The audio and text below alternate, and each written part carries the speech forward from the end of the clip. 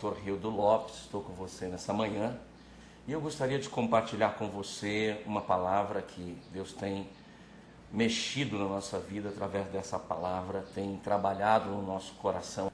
Mas existe um texto que está em Mateus capítulo número 12 e o verso número 34, que eu gostaria de fazer algumas considerações e também deixar aqui algumas sugestões para que a sua vida possa ser mais produtiva no reino do nosso Senhor Jesus Cristo. Esse texto então diz assim: ou dizeis que a árvore é boa e o seu fruto bom, ou dizeis que a árvore é má e o seu fruto mau. Porque pelo fruto se conhece a árvore. Eu penso no contexto em que Jesus estava, no momento em que ele coloca essa palavra e desafia então toda aquela multidão que o seguia. Na verdade, haviam 3 tipos de pessoas que seguiam Jesus durante o seu ministério terreno. E essas mesmas, digamos assim, classes de pessoas seguem também as igrejas evangélicas nos dias de hoje.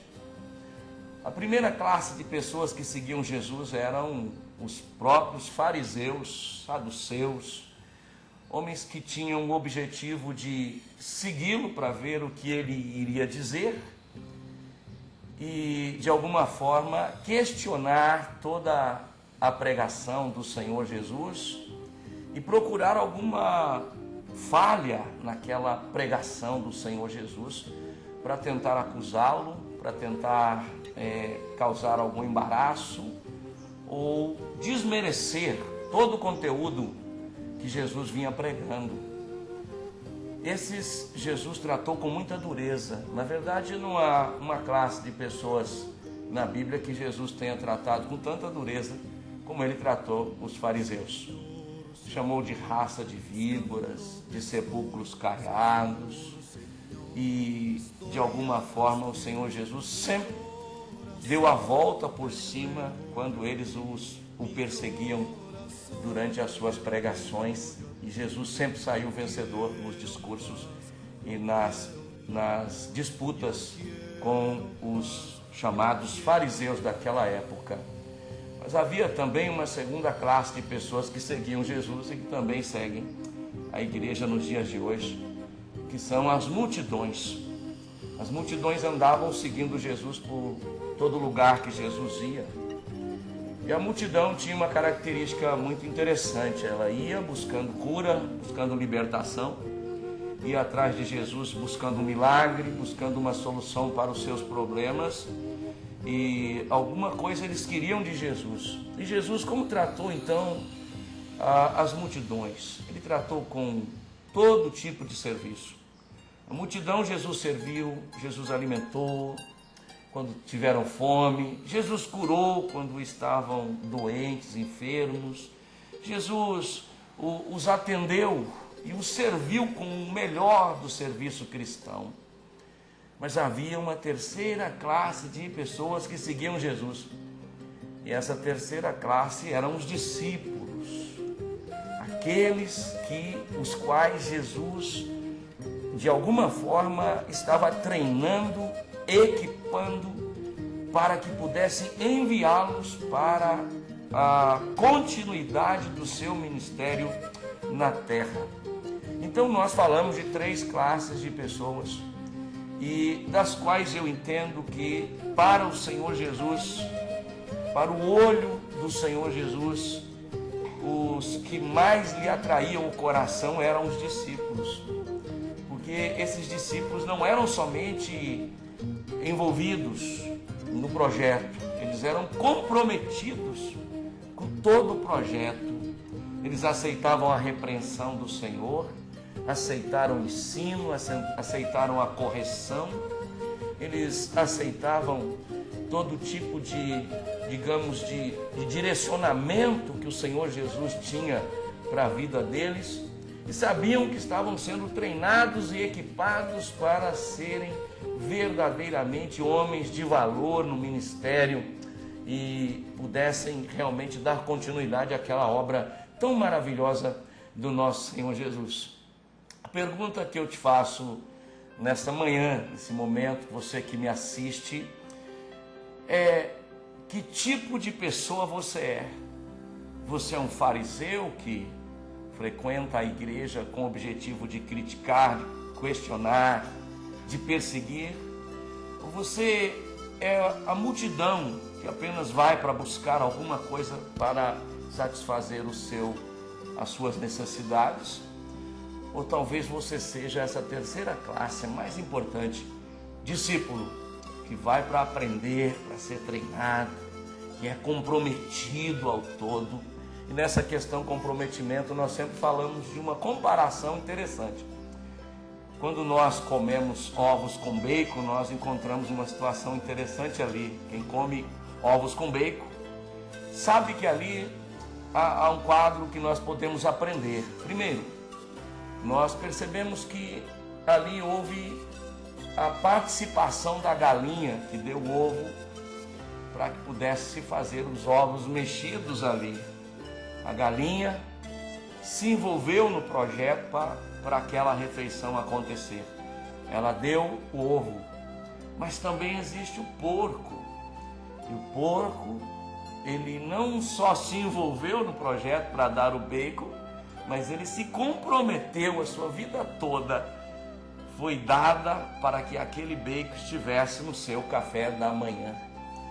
Às vezes nós precisamos entender que o que nós precisamos para ser discípulos é verdadeiramente morrer, nos comprometer inteiramente pelo chamado, pelo desafio que o Senhor Jesus tem para com as nossas vidas.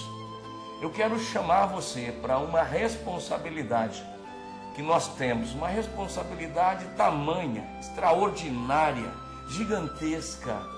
É uma responsabilidade de alcançar os não alcançados em toda a terra. Hoje existem, meus queridos, apenas um missionário para cada 380 mil muçulmanos na face da terra. Um homem comprometido a pregar para cada 380 mil muçulmanos decididos a não aceitar a pregação, a não ouvir aquela pregação e sim seguirem os seus deuses, o seu Deus, Alá, e não seguir ao Senhor Jesus. Hoje nós vivemos um quadro em que a cada 24 horas 85 mil pessoas partem para a eternidade sem conhecer o Senhor Jesus. E no mesmo quadro nós vemos que existem tantos fariseus na igreja, existem tantos que fazem parte dessa multidão na igreja, e existem tão poucos discípulos comprometidos verdadeiramente com a pregação do Evangelho do Senhor Jesus ao não alcançado.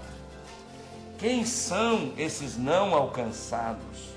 São, na verdade, os seus vizinhos, são, na verdade, os seus parentes, são os seus amigos, muitas vezes. São aqueles que param no semáforo com o carro do lado do seu. São pessoas perdidas, sem direção, sem destino, e que na verdade não sabem nem de onde vem, nem para onde vai, e estão perdendo a oportunidade de viver uma vida de discípulo do Senhor Jesus. Então há um chamado para todos aqueles que realmente são de Jesus e querem seguir Jesus. Ser discípulo. Discípulo é um aprendiz, é um seguidor de algum mestre. Discípulo é alguém que aceita ser ensinado, que aceita ser treinado e preparado, e que aceita ser enviado para alcançar os não alcançados. É isso que Jesus fazia com os seus discípulos. Dormia com eles, levantava-se com eles, comia com eles, e sempre entregando parábolas maravilhosas de ensino e de instrução. E na verdade o discípulo tem um privilégio maior. Ele tem uma intimidade mais próxima com o mestre. De toda aquela multidão, de todos os fariseus, quem dormia pertinho de Jesus eram os discípulos. Quem provava da intimidade do mestre eram os discípulos. E chegou uma hora em que Jesus falou para eles: olha, com a multidão, com esses que são apenas envolvidos, eu falo somente através de parábolas, porque não lhes é dado conhecer os mistérios do reino dos céus. Mas para vocês eu revelo os mistérios do reino dos céus. Você que está me ouvindo, está me assistindo, eu quero convocar você a ter uma intimidade maior com o Senhor Jesus, obedecendo-o, sendo discípulo, sendo seguidor e andando nos caminhos que o Senhor Jesus tem para a sua vida. Esse texto também, ele nos ensina que a boca fala do que o coração está cheio. O texto diz assim: a boca fala do que há em abundância dentro do seu coração.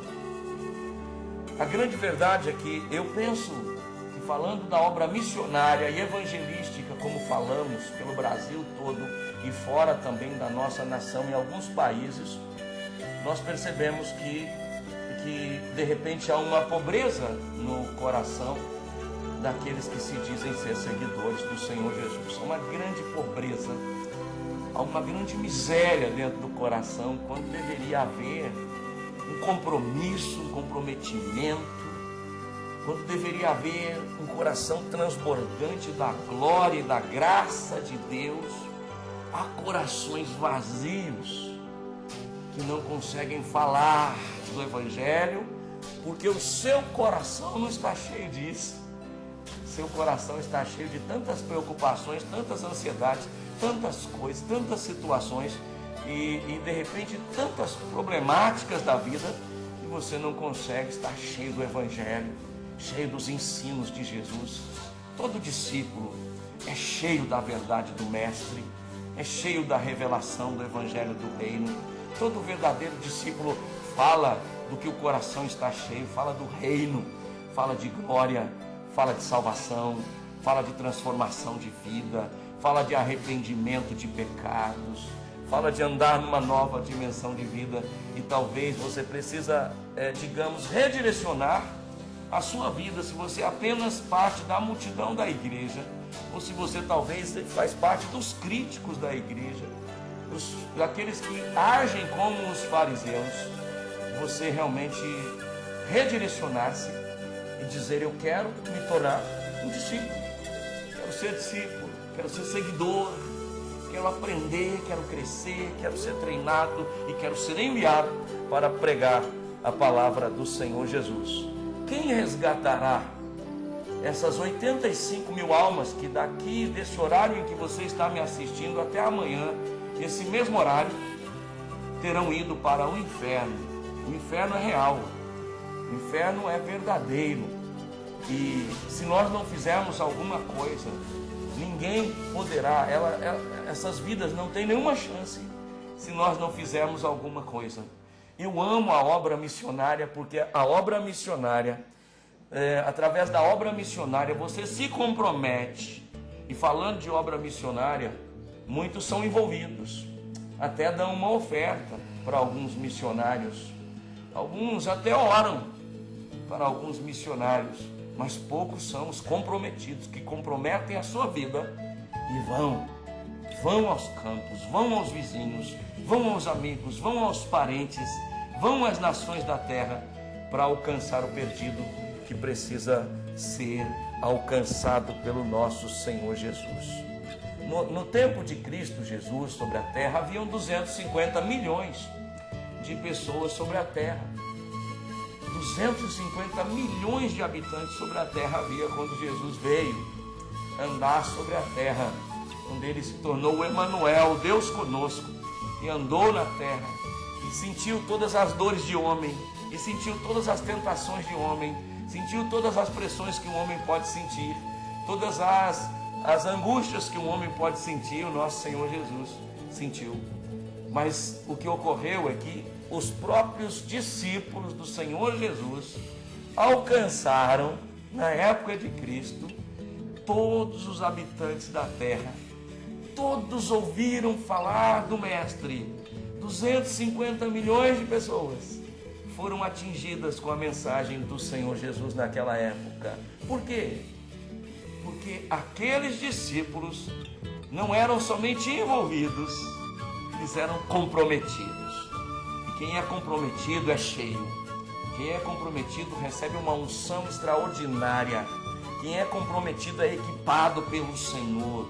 Quem é comprometido consegue alcançar a multidão, uma multidão para o Senhor Jesus, porque há compromisso, há comprometimento, e Jesus deseja que haja esse comprometimento na sua vida e que você possa fazer parte daqueles que são discípulos, que são seguidores, que são ganhadores de almas, que encare a obra missionária de verdade e saia do nível de multidão, saia do nível dos questionadores e entre num nível de gente que aprende, de aprendizes que são treinados e que vão verdadeiramente alcançar muitas vidas para o Senhor Jesus. Missões eu entendo assim, querido, que ou você faz por amor ou você não faz. Missões ou você faz porque ama ou você não faz. Em um dos nossos cursos na Missão Terra Internacional, o curso Ide Pregai, ali é contada uma história de um homem na verdade australiano, que foi garimpar na costa da Austrália por muitos anos, e ele foi juntando muito ouro, e quando ele junta o seu ouro, um saco com uma certa quantidade de ouro, ele então decide voltar para sua casa, e ele toma um navio, e nesse navio havia vários outros passageiros, e ele vai grudado no seu saco de ouro em direção à sua casa, todo feliz, porque chegando lá, ele seria um homem muito rico, ele teria muitos recursos, ele viveria feliz para sempre, segundo o seu conceito.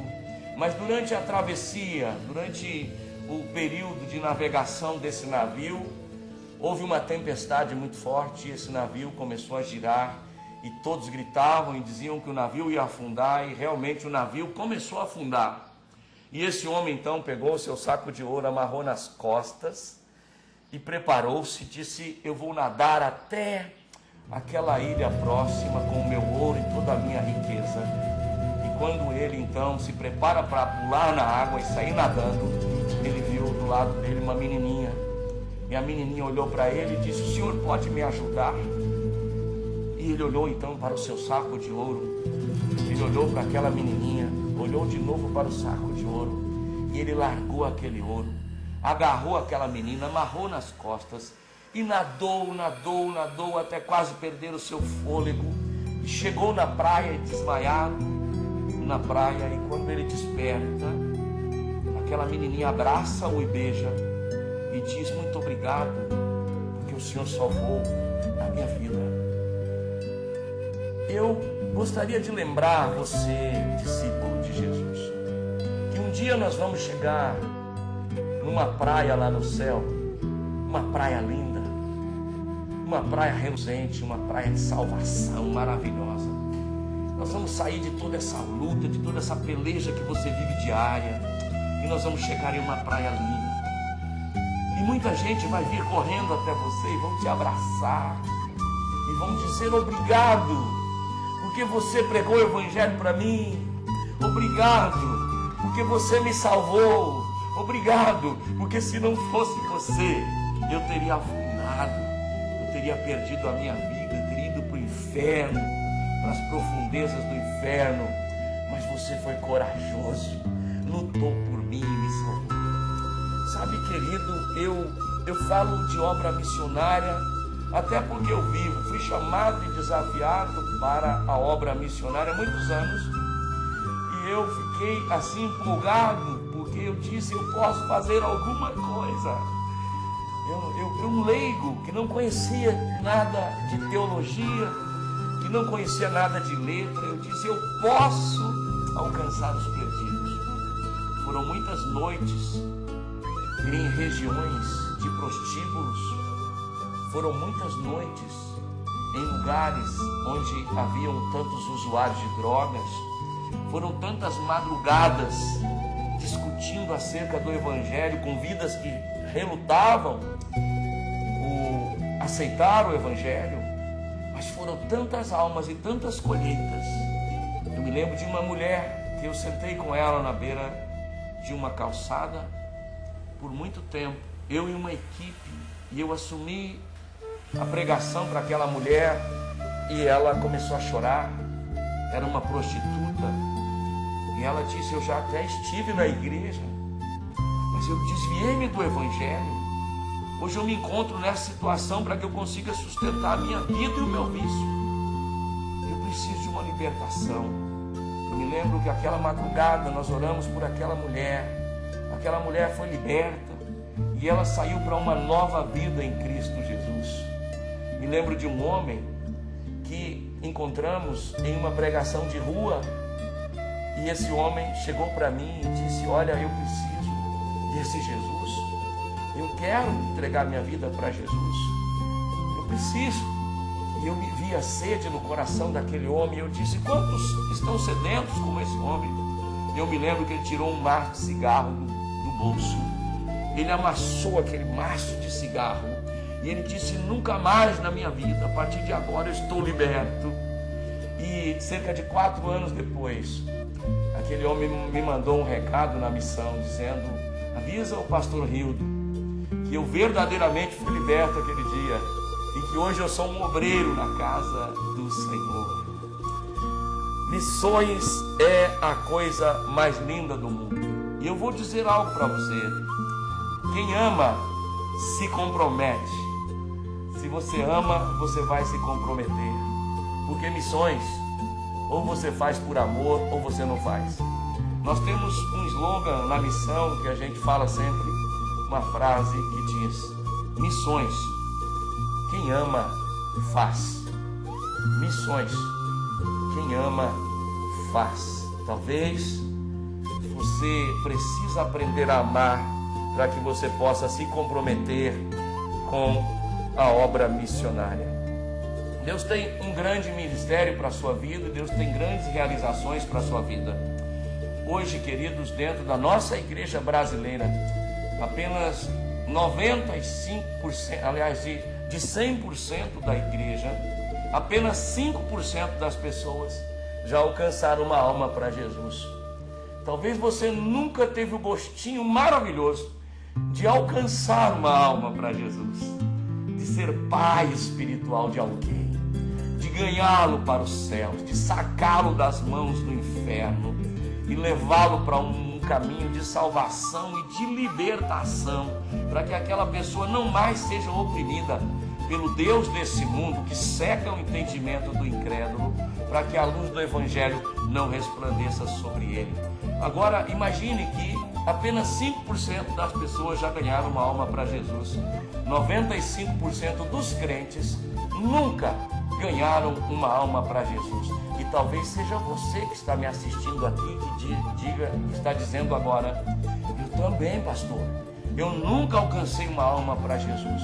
E a minha palavra para você é: comprometa-se, comprometa-se, comprometa-se, e Deus vai te usar com poder e graça, vai dar uma unção de alcance na tua vida, e você vai alcançar multidões para o Senhor Jesus.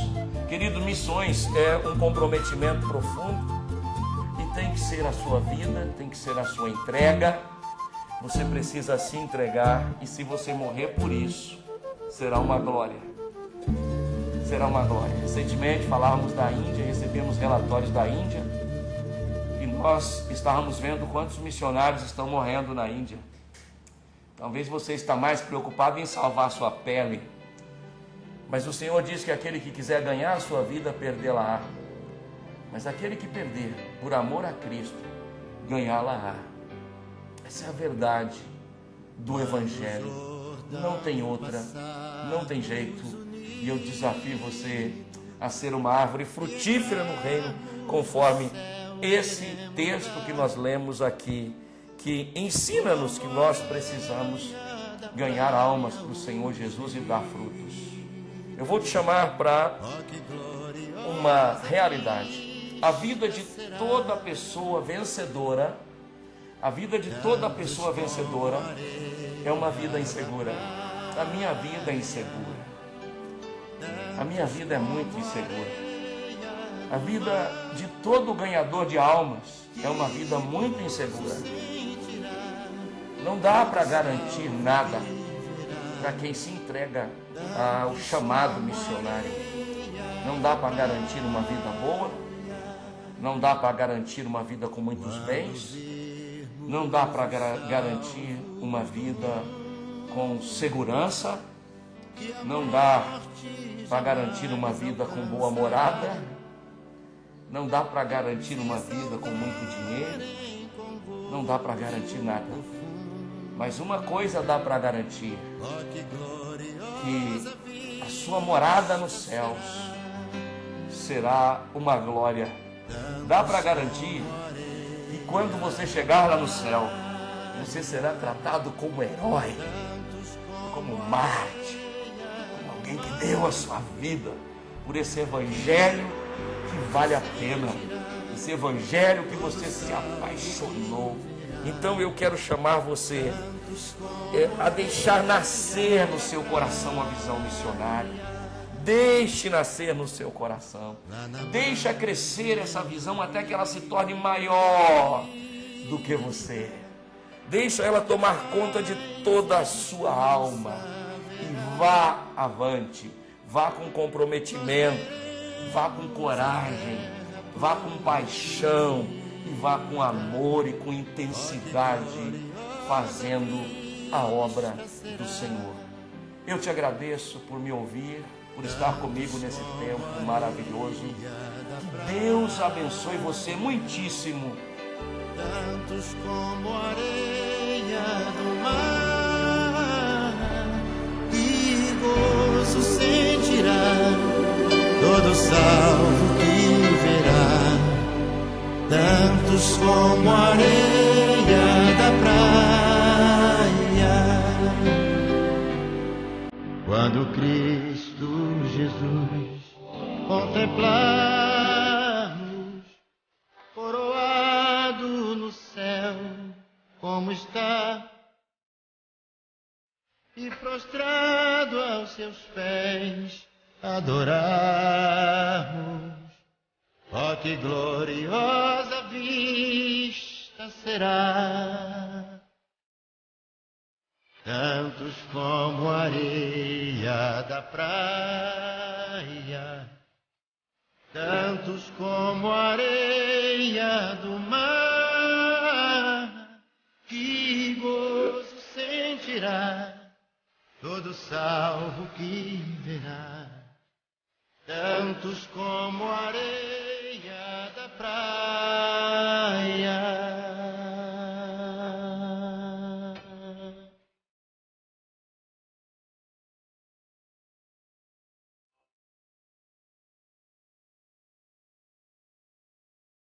Da praia.